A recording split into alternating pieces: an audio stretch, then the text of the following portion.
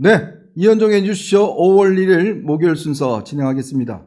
자, 여러분 보시면서요, 구독과 좋아요, 알림 꼭꼭꼭 눌러주시기 바랍니다. 자, 저는 첫 번째 이슈 한번 이야기를 드려보겠습니다. 어제 오후 10시, 밤 10시부터 11시 반까지 TV조선을 통해서 김문수, 한덕수 두 사람의 토론이 벌어졌습니다. 글쎄 너무 늦게 한 것 같아요. 제가 그래서 방송국 쪽에 물어보니까 민주당도 10시에 해서 형평성을 맞추는 차원에서 아마 10시에 했다고 그러더라고요.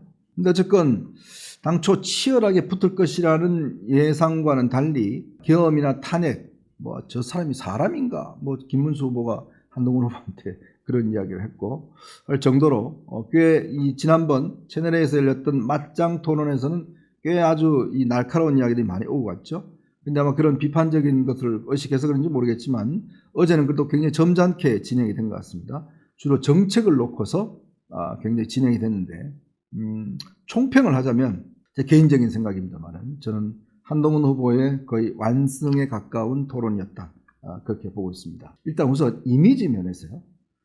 일단 이 어제 하나 보니까 이 김문수 후보가 꽤 나이 가진 김문수 후보가 지금 51년생이거든요. 73세 정도 되고 4세 정도 되죠. 이 김문수 후보가 좀 젊게 보이기 위해서 옷도 좀 댄디하게 입고 나오고 넥타이도 안 매고 뭐 그런 외모에 좀 신경을 쓴 것 같아요. 신경을 썼는데 그거까지는 좋았습니다. 한동훈 후보가 정치 교체 뭐 이렇게 질문하니까 그걸 잘 못 알아들었어요.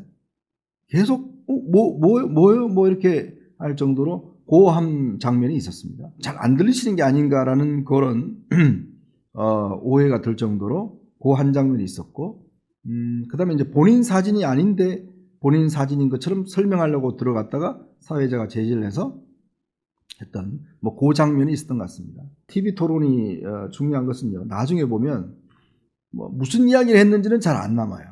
근데 그 인상이 많이 남습니다. TV라는 매체가 기본적으로 이미지 매체이기 때문에 어떤 메시지 내용보다는 메시지에 가지고 있는 이 전체 장면이 가지고 있는 이미지, 일단 거기에 상당히 영향력을 좌우하고 있고, 반면에 이제 한동훈 후보는 꽤 자신감 있게 뭐 아마 응했지 않나 저는 그렇게 봅니다. 특히 마지막 1분 연설에서 꽤 자신감 있는 호소력 있는 이야기를 함으로 인해서 좀 젊다. 그리고 또 굉장히 좀 기세가 있다. 이런 모습들, 그 다음에 정책에 있어서 꽤 해박하다. 이런 이미지를 좀 교차준 것 같습니다. 뭐 김문수 후보도 이번에 보면 역시 연륜과 경륜이 있다. 그런 것들, 또 이 막말과 이런 것들이 없이 굉장히 점잖게 모든 문제를 풀어나가는 그런 어떤 태도를 보여준 것도 굉장히 저는 플러스적 요인이라고 봅니다. 그리고 또 한 가지는 어제 그 청년들 이제 특히 막 TV조선이 처음으로 한 건데요. 그러니까 블라인드 정책, 그러니까 정책 두 개를 놔두고 누구 정책인지 모르게 해놔놓고 그 이제 청년들이 있습니다. 16명인가요? 청년들이 직접 이제 온라인으로 방청을 하면서 저 정책 중에서 뭐가 좋으냐? 청년 정책 중에서 이걸 이제 선택하게 했어요. 특히 이제 부동산 정책관, 청년 주택 관련해서 이 한동훈 후보는 LTV 규제 완화라든지 그러니까 실질적으로 돈으로서 도움이 될 수 있는 자산 형성에 도움이 될 수 있는 그런 공약을 냈고, 반면에 김문수 후보는 5만 호 건설 뭐 이런 구체적인 어떤 매체 집을 짓는다 이런 공약을 냈어요. 근데 참 희한한 게 거기 나와 있는 그 젊은이들 16명이 전부 다 한동훈 후보의 정책에 손을 들어줬습니다. 그 다음에 이제 그 육아 정책, 그것도 보면 주로 그것도 한동훈 후보의 정책을 지지하는 학생들이 꽤 많았습니다. 이제 그러다 보니까 정책 면에서는 일단 그렇게 승부가 난 것 같아요. 아까 이미지 면에서도 보면 하여튼 뭐 김문수 후보가 꽤 아마 신경을 쓰고 나왔는데 조금 이 화장도 조금 너무 하얗게 하고 해서 조금 그런 면들이 디테일한 면들에서 좀 차이가 있었던 것 같습니다. 자, 그리고 내용면에 들어가 보면 이 아무래도 이제 쟁점이 되는 게 이제 한덕수 대행과의 단일화 문제지 않습니까? 단일화 문제인데 일단 이 김문수 후보는 적극적으로 단일화를 추진하겠다라는 입장이었고 지금 한동훈 후보는 일단 세모를 들었어요. 그거는 지금 국민의힘 경선이 진행되기 때문에 이 경선에 집중해야 된다. 그거는 그 이후의 문제다. 아마 기존 입장을 강조를 해서 지금 한덕수 대행과의 단일화를 원하고 있는 국민의힘 지지층에게는 조금 김문수 후보가 점수를 얻었지 않나 그렇게 생각이 드는데, 근데 문제는 김문수 후보가 이제 한동훈 후보가 직설적으로 물었습니다. 만약 당신이 후보가 되면 한덕수 후보한테 양보할 용의가 있냐? 라는 걸 물었어요. 그랬더니 김문수 후보가 뭔 소리냐? 당원과 국민이 예를 써서 뽑아준 후보가 양보한다는 명분이 있어야 된다. 라고 이야기를 했습니다. 지금 김문수 후보 캠프에는 생각이 좀 다른 분들이 여러 분류가 있어요. 첫 번째로는 김문수 후보 중심으로 단일화를 해야 된다라고 하는 그룹이 있습니다. 근데 또 한편에서는 아니야, 김문수는 그냥 마중물이고 한덕수 대행을 모셔오기 위해서 김문수를 이용하는 그룹이 있어요. 그게 바로 이제 박수영, 장동혁 이런 사람인데요. 이 두 그룹의 의견차가 굉장히 많이 다릅니다. 근데 지금 좀 전에 보신 것처럼 김문수 후보가 내 중심으로 해야 된다라는 이야기를 했어요. 결국 이거는 아마 단일화 과정이 꽤 어려울 것이다라는 생각이 듭니다. 근데 벌써 지금 당 지도부는, 권권 지도부는 이 단일화를 하려면 여론조사를 해야 되지 않습니까? 근데 안심번호를 이미 받아놨다고 합니다. 이게 한 일주일 걸려요. 선관위로부터 받는 게. 그러니까 이걸 이제 이미 여론조사 준비를 하고서 해놨다는 거죠. 준비 자체를. 근데 이게 이제 문제가 생기는 게 뭐냐면, 이 후보가 되면요, 당무 우선권이라는 게 있습니다. 그게 뭐냐면 당헌 당규에 일단 이 후보가 되면 비당대책위원장에는 원내대표는 간에 그 위에 후보가 있어요. 모든 당무는 이 사람이 결정하게 되어 있습니다. 그러면 지금 공건 지도부가 이제 예를 들어서 후보가 뽑히면 저 단일합시다. 자, 여론조사 해요. 라고 이야기를 하면 나 안 해. 그러면 안 되는 거예요. 그거 하지 마. 라고 하면 못 하는 거예요. 그러니까 지금 이 아마 공건 지도부는 그렇게 밀어붙일 작정인 모양인데, 근데 이거가 과연 쉬울까라는 문제. 왜냐하면 어떻게 할 건지, 그다음에 질문 문항은 뭘로 할 건지, 이런 거 굉장히 아마 다툼이 심할 겁니다. 자, 이런 부분에 대해서 문제가 될 것 같고요. 그 다음에는 이제 아마 김문수 후보가 한동훈 후보의 검사 이력, 그러면서 이제 당신이 이재용, 정의선 저거 다 구속했지 않냐? 정몽구 회장, 정의선이 아니고 정몽구 회장, 최태원 회장 다 구속했지 않냐? 이렇게 이제 몰아붙였어요.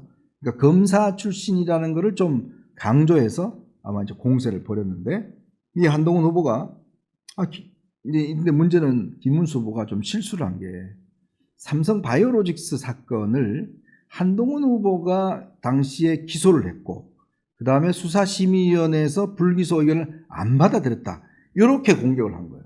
그랬더니 바로 한동훈 후보가 아니 김 후보님 그때 저 좌천돼 있었어요. 라고 이제 바로 맞받아 쳐버렸습니다. 나중에 봤더니 수사 단계에서는 관여를 했는데 기소할 지점에는 이분이 저기 좌천돼 버렸어요. 그러니까 기소, 그 다음에 이제 나중에 수사심의 여기에 전혀 관여를 못한 겁니다. 이건 아마 김문수 후보 진영의 참모들이 좀 잘못한 것 같아요.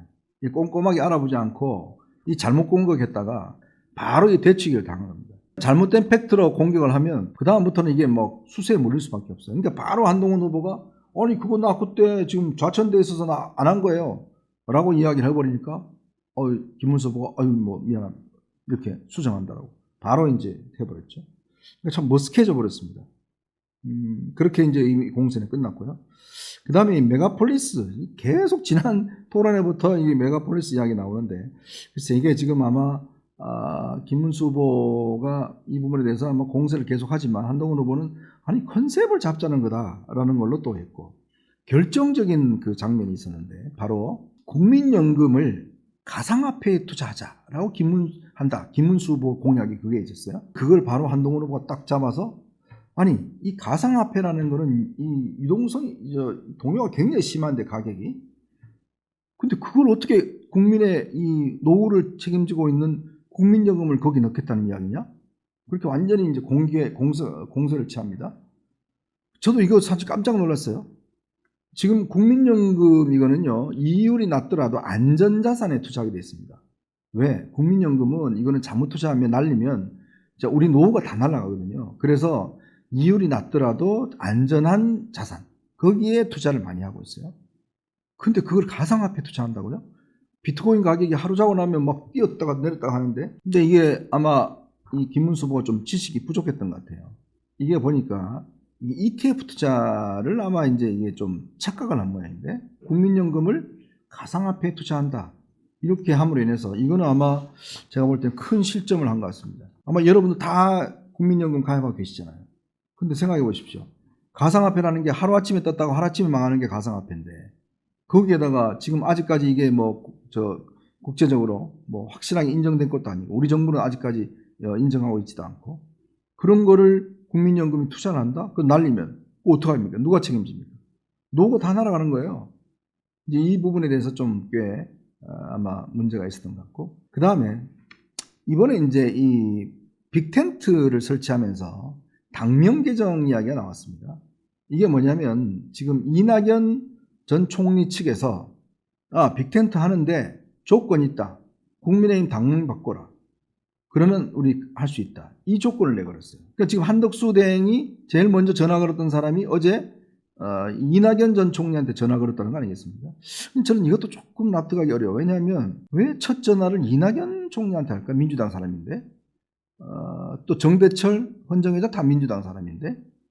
그래서 이게 주로 추진하는 분 제가 좀 더 이야기하겠지만 주로 민주당 쪽 분들이 많습니다. 당명 바꾸는 문제, 이거를 아마 공개적으로 제기를 했어요.